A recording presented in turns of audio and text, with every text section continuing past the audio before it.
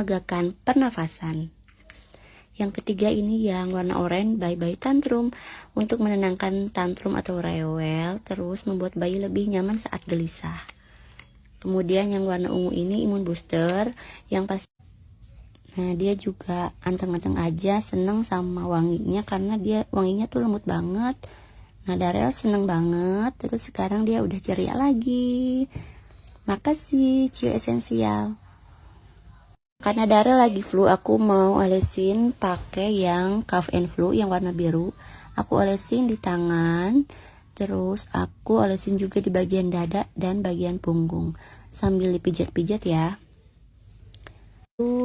Fever and teething untuk membantu meredakan demam bayi, meredakan nyeri dan demam ketika bayi tumbuh gigi. Nah ini dia rangkaian essential oil dari Cio Essential, semuanya ada 6 varian.